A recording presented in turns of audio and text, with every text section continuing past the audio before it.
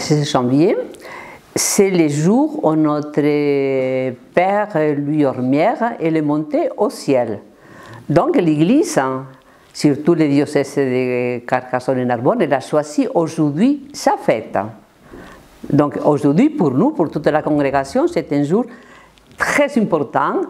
Et puis nous le vivons vraiment avec foi, avec cette certitude que notre Père, il est au ciel et que lui aussi, il doit être heureux de voir comment nous fêtons et nous faisons mémoire de lui.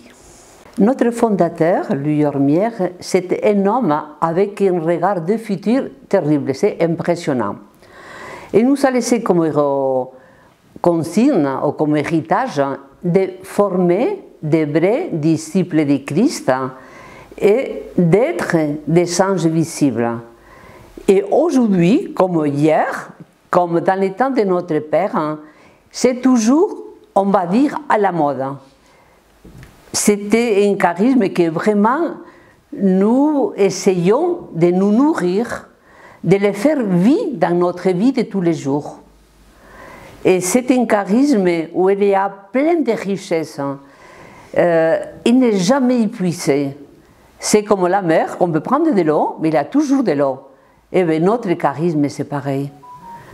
On ne finit jamais de le découvrir, être des anges visibles, former des vrais disciples du Christ. Pour moi, aujourd'hui, je me sens très heureuse d'avoir pu rentrer dans cette congrégation, de m'enrichir du charisme de nos fondateurs, de ce charisme qui est transmis à partir de toutes les générations de sœurs de l'Ange Gardien, et c'est ce que nous souhaitons faire, de le partager toujours avec d'autres jeunes, parce que vraiment c'est un charisme de l'Église très riche, très important, comme tout à l'heure on disait, cette force de transmettre vraiment la mission de Jésus et de transmettre cet esprit d'être des anges pour les autres.